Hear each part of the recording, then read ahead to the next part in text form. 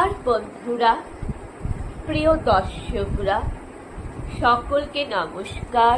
জয় যিশু।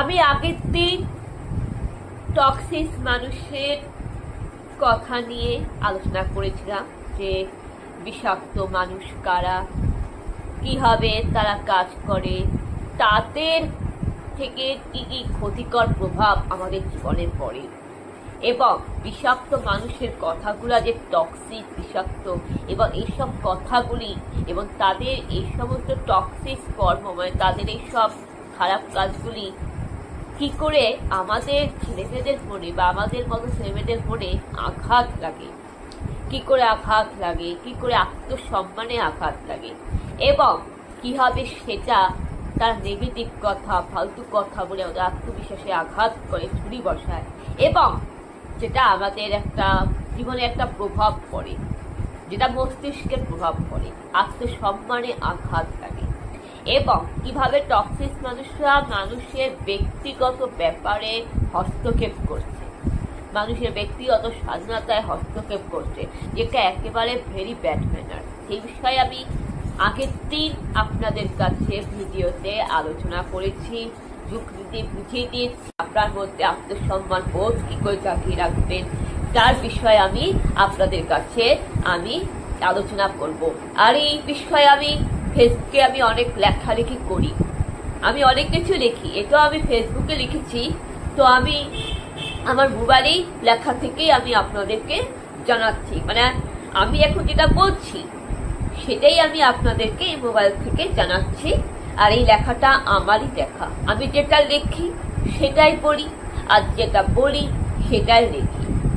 তো আমি যেটা লিখেছি সেটাই আমি আপনাদেরকে পড়লাম, আর এখন আমি যেটা বিষয়ে জানাবো সেটা আমি আমার লেখা থেকেই, কারণ আমি অনেক লেখা আমি ইন্টারনেটে লিখি, গুগলে লিখি, ফেসবুকে লিখি। তো প্রথমে আমি যেটা বলবো বন্ধুরা, যে টক্সিক মানুষের সাধারণ কিছু, মানে ছোট ছোট সাধারণ কিছু অপমানের সঠিক জবাব কি করে দেবেন শুনুন। প্রথমত কথা হচ্ছে, তুমি মিলেমিশে থাকতে জানো না, তুমি লোকের সাথে মিশতে পারো না। এবার এটার সঠিক উত্তরটা কি করে দেবেন?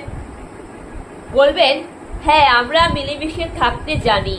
আপনি ভুল বলছেন, আমরা মিলেমিশে থাকতে জানি, কিন্তু কি বলতো, যারা পরনিন্দা, পরচর্চা, সমালোচনা করে তাদেরকে আমরা অ্যাভয়েড করি, তাদের সঙ্গে থাকি না।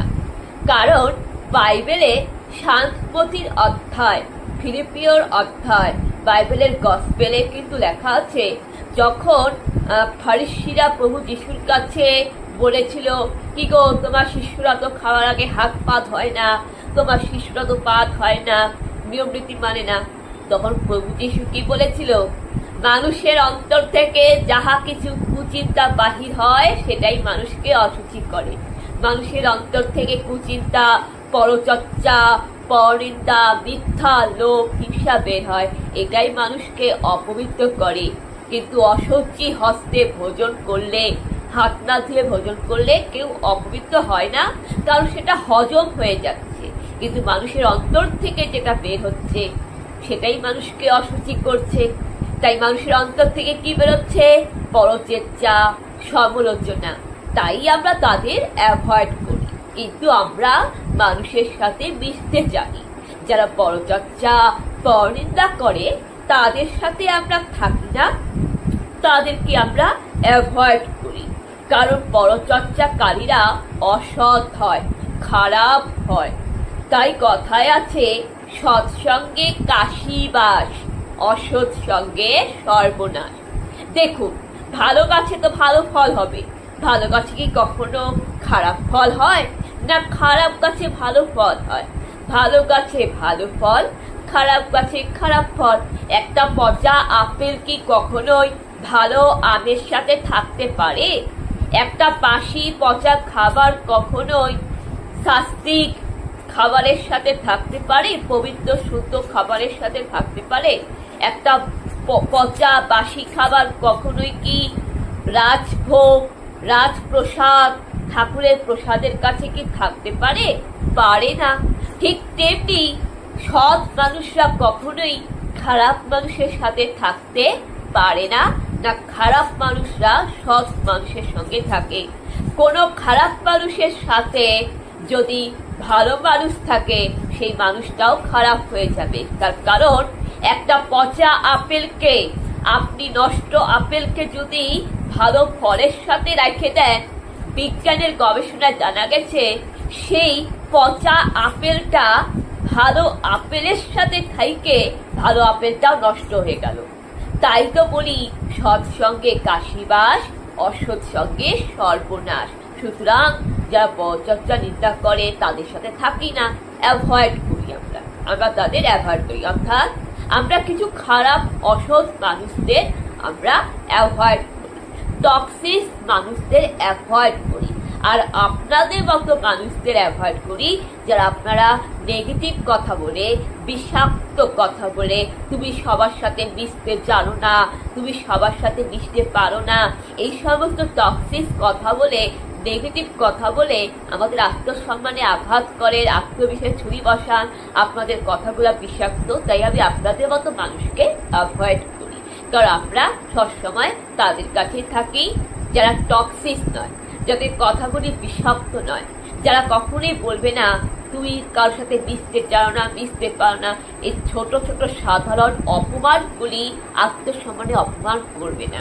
তাই তো আমরা এটা মনে করি, সৎসঙ্গে কাশীবাস, অসৎ সঙ্গে সর্বনাশ।